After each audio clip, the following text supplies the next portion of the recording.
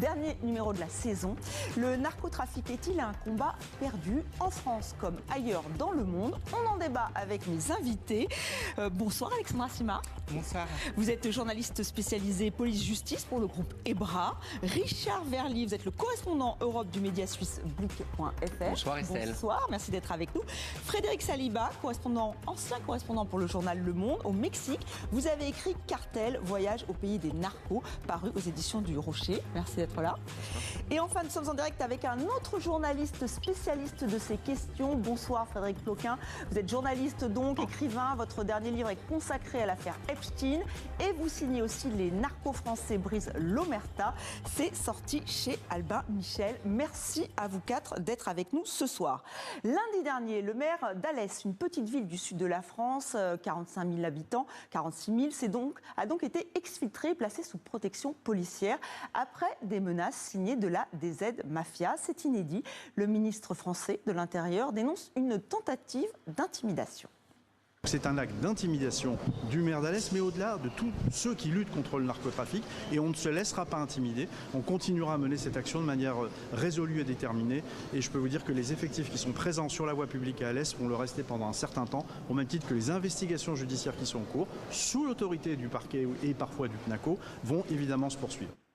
Alors, est-ce un nouveau tournant ou un nouveau cap qui a été franchi, Alexandra? Alors en fait, actuellement, on assiste à la réponse des organisations criminelles face au durcissement de l'État dans sa politique de lutte contre le narcotrafic. En fait, les narcotrafiquants sont sous pression aujourd'hui parce qu'on voit bien que ça s'intensifie dans la réponse des autorités. Les démantèlements de points de deal se multiplient. On a les prisons de haute sécurité qui ont été mises en place par Gérald Darmanin et qui vont continuer de se développer. Et puis les têtes de réseau de la DZ Mafia qui sont actuellement pour la plupart sous les verrous. Donc il y a en fait finalement, on a des narcotrafiquants qui n'ont plus peur de rien, qui sont ultra violents et qui n'ont plus de limites avec comme objectif la volonté de terroriser, d'imprimer la peur, d'intimider. En fait, on est dans un véritable rapport de force entre, d'un côté, ces narcotrafiquants et les autorités françaises. Donc, il y a aussi une bataille de communication dans tout ça. Bataille de communication. Richard, vous avez effectivement écrit sur ce qui s'est passé. Je le disais, c'est quand même inédit. Vous êtes d'accord, cette bataille de communication sur ce qui s'est passé? Oui, ce qui est frappant quand on regarde ou quand on apprend ce qui se passe en France, c'est qu'on a vraiment l'impression que désormais la France est confrontée, d'ailleurs l'expression a été employée, à des cartels, en tout cas à un cartel, la DZ Mafia. Et ça, c'est quand même quelque chose de nouveau. Jusque-là, on n'avait pas cette impression. Jusque-là, ce mot cartel, il n'était pas employé en France. Maintenant, il l'est. Alors, est-ce que les autorités ont exfiltré ce maire en prévention ou est-ce qu'effectivement les menaces étaient telles qu'il fallait le sortir? La vraie question maintenant qui se pose, c'est comment va-t-il pouvoir réoccuper, lui, son poste et exercer ses fonctions, et les autres maires, s'il y en a d'autres visés, comment vont-ils faire? Parce qu'on ne peut pas exfiltrer un maire en permanence, on ne peut pas exfiltrer tous les maires des communes visées. Donc la méthode me paraît être difficile à répliquer à grande échelle. Oui, alors les maires en première ligne, c'est souvent revenu dans la presse. Vous êtes d'accord avec cette analyse? C'est eux qui sont en première ligne, au fond? Oui, parce qu'en fait, le narcotrafic, c'est une question de territoire, notamment le narcotrafic de la DZ Mafia, qui est basé quand même sur des points de deal et donc sur une vente. Et donc, la question territoriale est fondamentale pour ce type de groupe criminel. Moi, je ne parle pas de cartel, je parle de clan. Vous n'êtes pas d'accord avec cette non, mais parce que j'ai longtemps travaillé en Amérique latine, j'ai rencontré des chefs de cartel. Je peux vous dire que c'est une autre organisation, c'est une autre ampleur. La DZ est en phase de structuralisation, elle se structure. Donc on pourrait parler peut-être de cartélisation et encore. En tout cas, c'est des réseaux de plus en plus puissants. J'ai l'impression quand même qu'en France, il y a un peu un syndrome du nuage de Tchernobyl où on découvre des choses qui sont en fait là depuis très longtemps. On est quand même le pays le plus gros consommateur en Europe. On a donc ça brasse des millions et à ce titre-là, on comprend cette prise donc de position sur des territoires et les municipalités sont clés pour la vente, sont clés, il n'y a pas de narcotrafic sans corruption. Donc il faut savoir quand même que pour le blanchiment d'argent, par exemple, donc l'argent qu'on retire de la vente de drogue, la municipalité est très importante, notamment en termes de marché public, de BTP, de magasins ouverts. Et donc, évidemment, une action d'un maire, et le maire d'Alès a justement eu une action assez offensive et d'ailleurs très intéressante puisqu'il est en relation directe avec le préfet, il est en relation directe avec le procureur. Ils sont en train d'avoir une action où ils réduisent les trous de la raquette et ça embête beaucoup les narcotrafiquants. Voilà, ce qui rejoint ce que vous disiez, Alexandra. Alors justement, Frédéric Ploquin, vous avez enquêté sur le blanchiment d'argent. Vous, ça ne vous surprend pas effectivement que des territoires soient de plus en plus confrontés à ce genre de situation. Bon là, la DZ Mafia a même fait une vidéo pour dire que c'était pas eux. Est-ce que c'est plausible aussi là, ça ? Je pense qu'il faut revenir un instant sur cette histoire de communication. La DZ Mafia, c'est quoi au départ ? C'est une bande de quartier, hein, c'est juste ça, une bande d'un quartier à Marseille, implantée sur 1 ou 2 ou 3 points de deal particulièrement lucratifs. À partir de là, le responsable, l'autoproclamé chef de cette bande, se retrouve en vacances en Thaïlande avec le chef du point de deal d'à côté. C'est comme ça que ça commence. Et là, il y a une bagarre dans une boîte de nuit un soir. Et bon, à partir de là, il faut laver son honneur, etc. Et ça va déclencher une guerre, une véritable guerre, comme Marseille en a vécu un certain nombre depuis, si on regarde un demi-siècle. Hein, c'est assez régulier, en fait. C'est pas la première fois que Marseille subit une guerre de ce type-là. C'est quand même une guerre là entre donc 2 petits groupes, hein, finalement, qui va quand même laisser faire 30 morts à peu près au total, ce qui est beaucoup, et ce qui va contribuer à l'installation d'une guerre dont sort victorieux celui qui incarne, qui a créé ce qu'il appelle la DZ Mafia. Je vais revenir là-dessus parce que c'est important. DZ, c'est l'Algérie. D'ailleurs, on retrouve le drapeau de l'Algérie dans leur soi-disant conférence de presse en mode FLNC. Et Mafia, c'est un mot qu'ils se collent à eux-mêmes, qui moi me va pas parce qu'effectivement là on est dans la communication totale, c'est-à-dire qu'ils se revendiquent, ils se prennent pour une mafia, mais ils n'ont rien pour l'instant d'une mafia en mode mafia italienne par exemple avec un super chef, etc. Parce que donc on en fait trop les journalistes, c'est ça ? Est-ce qu'on en fait trop les journalistes en parlant de cartel, en parlant de mafia, on leur donne trop d'envergure ? Je finis justement sur l'histoire parce que elle est intéressante. Donc le chef, le fondateur, lui, après cette guerre meurtrière, il est évidemment recherché par la police. Alors il s'enfuit en Algérie. Depuis, on n'entend plus parler. Son adversaire, le chef du clan Yoda, lui, a été arrêté au Maroc, rapatrié en France et incarcéré lui aussi. Et à partir de là, il y a une espèce de métastase comme ça qui se produit un peu sur tout le territoire avec 3 ou 4 chefs dans un premier temps qui se retrouvent incarcérés et qui vont gérer leurs affaires, faire prospérer leurs affaires jusqu'au bout, jusqu'au boutiste et très, je dirais, reculant devant aucune violence. À partir du moment où ils sont déjà en prison, de toute façon, pour des faits criminels, ils risquent déjà des peines très très lourdes. Ils vont continuer à gérer ce business et à recruter des tueurs à gages, etc. Et c'est là qu'ils créent cette espèce d'image. Mais aujourd'hui, où on en est, les 3 patrons en question, ils sont dans une prison ultra sécurisée, ils ont un mal fou à communiquer avec l'extérieur. Et donc, sur le terrain, on a des groupes qui s'octroient, pour moi c'est ça, qui s'approprient, on va dire, cette franchise des mafia. Il ne faut pas sous-estimer, on n'en fait pas trop, parce que le danger est bien réel. Il y a un de mes collègues tout à l'heure qui le disait, l'ultra-violence fait partie de leur gène. Il y a quand même eu, il faut le rappeler à vos téléspectateurs, un mort à Marseille avec le petit frère d'Amine Kessassi. Oui, on va revenir là, parce que Frédéric Ploquin, là, non, mais on va y revenir. C'est pour vous dire que c'est pas... C'est pas anodin. Oui, non, mais on est là pour en parler, justement. On la prend au sérieux.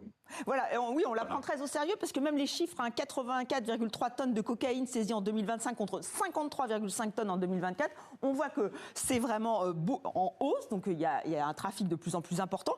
Et puis moi, ce qui me surprend, entre autres, on vient de parler d'Alès, Alexandra, mais vous avez suivi donc la police, le GIGN, sauf... Alors c'était le RAID et le GIGN. Et le RAID à Charleville-Mézières, qui n'est pas non plus une ville très grande. Là aussi, c'était pour du trafic de drogue et donc on voit que ça se dissémine sur tout le territoire. Oui, effectivement, en fait, ça touche toutes nos communes. Aucune commune n'est aujourd'hui épargnée. Et dans cette commune du coup de Charleville-Mézières, alors c'était un point de deal qui faisait 5 000 € de chiffre d'affaires par jour, donc c'était pas mal. Mais en tout cas, des démantèlements de trafic de stupéfiants, il y en a tous les jours. C'est-à-dire les équipes que j'ai suivies, pour eux, c'était une opération ordinaire. Ils avaient affaire finalement à une mission qu'ils avaient l'habitude de mener. Ce qui était intéressant, c'était de voir aussi finalement comment ils travaillaient et surtout, moi, ce qui était aussi impressionnant et ça met aussi en exergue le rôle des consommateurs, c'est que une fois que le point de deal a été démantelé, vous aviez encore devant le point de deal des consommateurs qui demandaient quand est-ce qu'il allait réouvrir. C'est-à-dire qu'il y a effectivement la réponse répressive de l'État, mais il y a aussi tout un volet social avec des consommateurs et sanitaires aussi qui, eux, attendent aussi des choses de ce point de deal. Donc c'est ça qui est aussi difficile à concilier. Oui, et d'où cette question, est-ce que le combat est déjà perdu? Comment ça se passe en Suisse, Richard? Est-ce qu'il y a les mêmes constats? Est-ce qu'il y a des groupes comme la DZ Mafia? Est-ce que la DZ Mafia est présente? Parce qu'elle l'est en Belgique. Alors, les gangs, je ne sais pas comment les appeler, les bandes, les gangs français sont présents en Suisse. Évidemment, notamment en Suisse romande, en Suisse francophone, pour des raisons évidentes, parce qu'il y a un marché, parce qu'il y a de l'argent à faire. Et l'autre volet du trafic qui est présent en Suisse, ça ne vous étonnera pas, c'est le volet financier. C'est le volet blanchiment, c'est-à-dire que cet argent continue pour une part de passer par la Suisse et par des véhicules financiers qui sont gérés à partir de la Suisse. Ça, c'est une réalité, même si maintenant le secret bancaire depuis une dizaine d'années n'est plus en place et que c'est beaucoup plus compliqué de cacher cet argent sale en Suisse que dans le passé. Après, moi je pense qu'il y a deux grandes différences. La première différence, c'est qu'on a quand même l'impression en France, ou en tout cas c'est ce que nous disent les faits d'actualité, que l'État est à la limite de ses capacités. Parce que le ministre de l'Intérieur vient de dire on sera présent, on restera, mais il le dit à chaque fois, et ça continue. Donc on a l'impression que l'État français, et ça on n'a pas cette impression-là en Suisse, on n'a pas l'impression d'un État qui est dépassé. C'est sans doute parce que la présence mafieuse est moins importante, je dirais, ou moins concentrée. La deuxième différence, c'est que le marché en Suisse, il est, je dirais, divisé. Vous avez les Français qui sont présents, vous avez aussi les Kosovars. Il y a une grosse minorité du Kosovo en Suisse qui gère ses affaires notamment en Suisse alémanique, et vous avez une traditionnelle grosse présence de la mafia italienne. Or, la mafia italienne, c'est être discrète, en tout cas en Suisse. Alors Frédéric Saliba, justement, est-ce que les autorités françaises ont été dépassées, sont aujourd'hui dépassées? Elles n'ont pas vu venir ce qui allait se passer, cette violence, cette hausse du trafic? Alors, je pense d'abord, pour compléter ce que disait Frédéric Ploquin, la DZ Mafia, en fait, c'était à l'origine, en fait, plutôt des narcotrafiquants du bas du spectre, qui avaient des points de deal dans des cités et qui se sont associés, en fait, entre eux, et qui ont monté, alors on pourrait dire maintenant qu'ils sont au milieu du spectre, en fait. C'est-à-dire, ce sont des semi-grossistes. Mais attention, les grossistes, c'est-à-dire ceux qui réellement importent ces tonnes dont vous avez parlé de drogue en France, ce sont d'abord des mafias italiennes, il y a aussi la mafia albanaise qui est très, très présente, et il y a comme ça aussi des Français, ou plutôt des Guadeloupéens, enfin en tout cas des Français, qui sont en Amérique latine et qui traitent directement et qui créent des routes, notamment au Brésil, au Mexique, en Colombie, en Équateur aussi. Et donc il y a ce haut du spectre qui existe, qui existe toujours. Là, on comprend qu'en fait, d'abord, la violence devient un mode de gestion des trafics, c'est-à-dire que la violence, c'est pas du tout un indicateur de l'importance d'un trafic, c'est l'indicateur d'une concurrence par rapport à une zone géographique. Vous parliez des territoires, il se trouve que Alès, en ce moment, est une zone qui est disputée.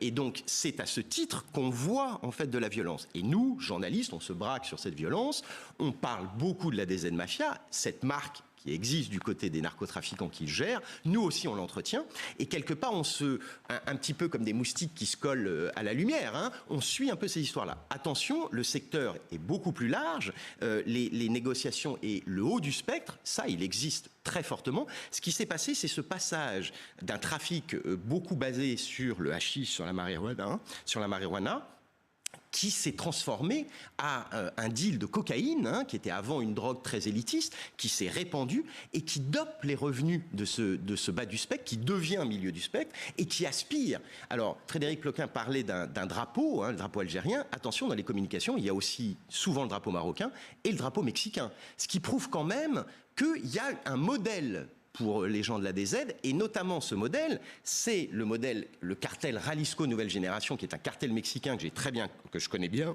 et qui est un cartel qui fonctionne en franchise. Donc on a l'impression quand même qu'il y a une montée de gamme de ces narcotrafiquants marseillais qui, quelque part, deviennent des grands narcos internationaux. Et c'est là où on peut parler de cartélisation et de structuration. Et dans les années à venir, on risque d'avoir une multiplication de ce type de phénomène. On va voir si Frédéric Ploquin est d'accord avec vous, justement, sur cette émergence. Et est-ce que c'est une impression ou, effectivement, ils veulent devenir cette mafia, les DZ mafia? Bon, on voit bien, mais pour poursuivre ce que vient de dire Frédéric, effectivement, on voit bien qu'il y a une espèce de modèle culturel comme ça auquel aspire cette jeune génération, parce que on n'a pas affaire face à nous là à des individus qui ont plus de 24, 25 ans. Hein, il faut quand même se le dire.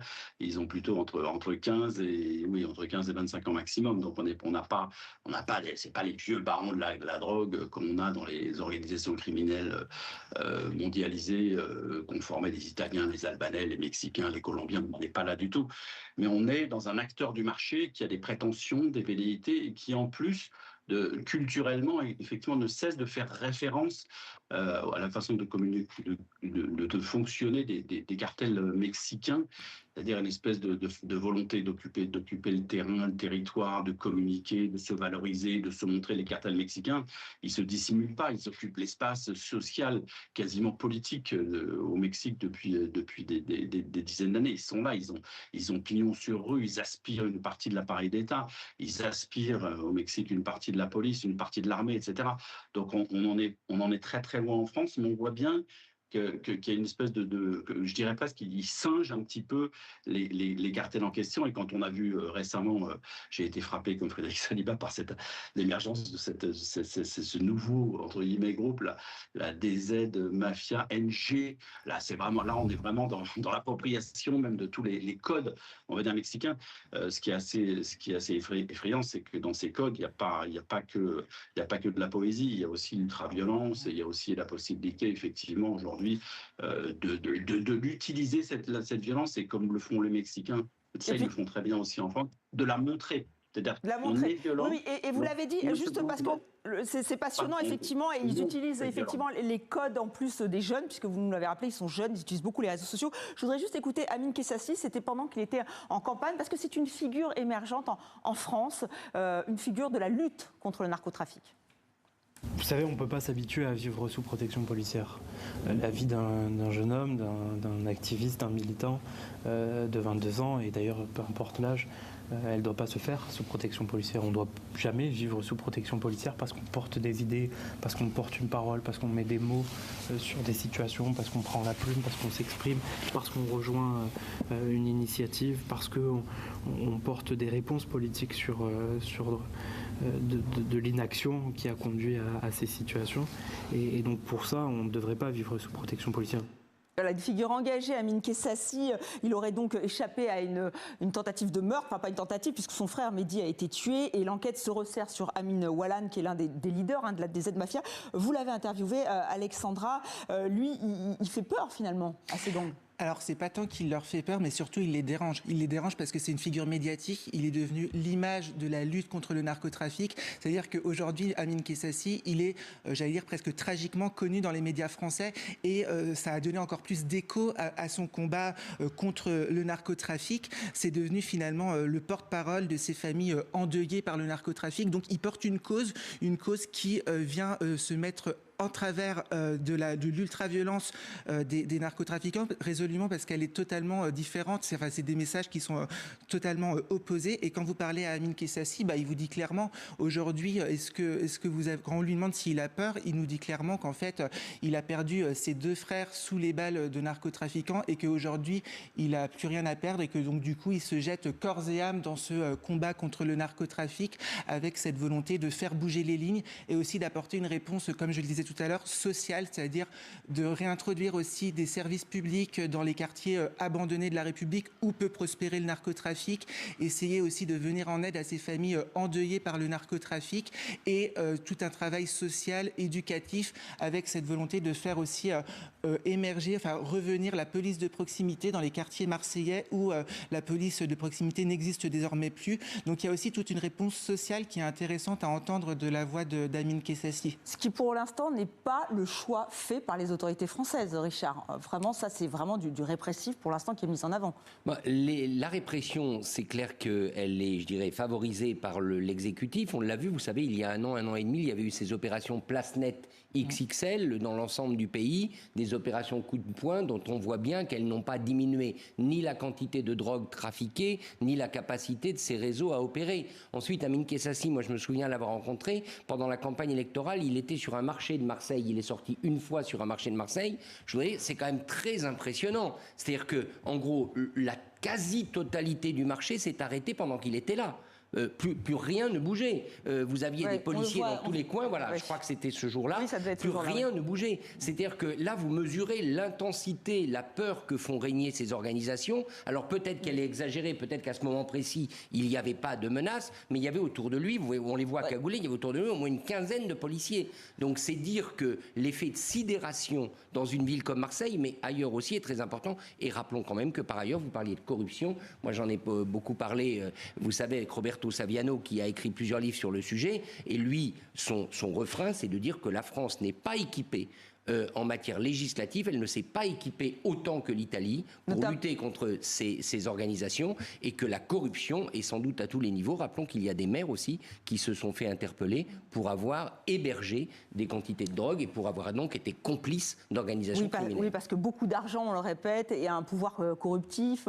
Est-ce que ça doit venir de l'Europe ou à l'international? La Suisse a rejoint l'Alliance portuaire européenne, ça regroupe 28 États au total. C'est comme ça qu'il faut lutter pour être le plus efficace possible, c'est-à-dire ensemble? Moi, je le pense, parce qu'en fait, la nature a horreur du vide. Et le crime organisé, moi je préfère parler de crime organisé parce que vous allez voir dans les années à venir, on parlera plus seulement du narcotrafic, mais on parlera de plein d'autres activités, il commence déjà. Et ce que je peux vous dire en tout cas, c'est qu'il y a sans doute une négligence de l'État français vis-à-vis de ces problèmes sociaux. Amine Kessassi, c'est très intéressant puisque sa personnalité, lui, quand on l'écoute, en fait, il pointe des éléments très importants, c'est-à-dire qu'il y a un terreau fertile en France pour le développement d'un crime organisé structuré. Et ça, le gouvernement français ne s'y attaque pas du tout. Le gouvernement français, il répond à une urgence, mais il est toujours derrière, en fait, très loin, c'est-à-dire avoir un parquet spécialisé, ça paraît une base, des policiers avec l'OFAST, des policiers qui vraiment s'y connaissent et s'occupent du haut du spectre dont on parlait. Mais tout ça, moi, je l'ai connu au Mexique. Au Mexique, aux États-Unis, ils sont très en avance là-dessus. La DEA est l'agence antidrogue américaine. Est très importante, c'est pas comme l'OFAST où il y a 200 agents, ils sont beaucoup plus nombreux à la DEA, mais attention, ça n'a rien arrangé, ça a même créé une spirale de violence au Mexique. On parle quand même de plus de 20 000 homicides par an. Hein. En France, on a une centaine liés au narcotrafic. Donc pour vous, il faudrait plutôt prendre en compte ces quartiers populaires, prendre en compte le tout début, c'est-à-dire aider les populations. Exactement. C'est-à-dire, moi, je suis pas du tout contre le répressif, puisque aujourd'hui, en fait, nous avons, les narcotrafiquants sont armés. Ils sont armés de Kalachnikov, qui sont quand même des armes de guerre, des fusils mitrailleurs. Comme Frédéric le disait, ils ont une vingtaine d'années. Donner une arme de guerre à quelqu'un d'une vingtaine d'années, il vaut mieux être armé en face du côté policier. Ça, Mais par contre, ça ne suffit pas. Et il faut bien comprendre que quelqu'un comme Amine Kessassi, et c'est là où il est une grande menace pour les narcotrafiquants, c'est que les narcotrafiquants, ils ont besoin de corruption, mais ils ont aussi besoin d'omerta. C'est-à-dire qu'ils ont besoin quand même d'un soutien populaire dans ces quartiers difficiles pour les protéger. Alors, volontaire ou contraint. Mais ce qui est sûr, c'est que si la France n'applique pas une politique sociale, éducative, sanitaire, et qu'on lève réellement le débat, en fait, de la consommation de drogue, puisqu'on est quand même le premier consommateur en Europe, il n'y aura pas de solution. Ça risque d'empirer surtout, c'est-à-dire que la violence s'installe, ça devient un mode de gestion, et c'est comme ça que vous réglez les comptes. Et donc, la violence fait partie de la société. Et nous risquons d'avoir des maires assassinés dans les années à venir. Eh bien, ça sera la conclusion assez brutale de cette Allons-y Franco. Merci à vous quatre d'avoir participé donc à ce dernier numéro de la saison. On se retrouve très vite à la rentrée, mais rassurez-vous, demain, je serai là pour 64 minutes.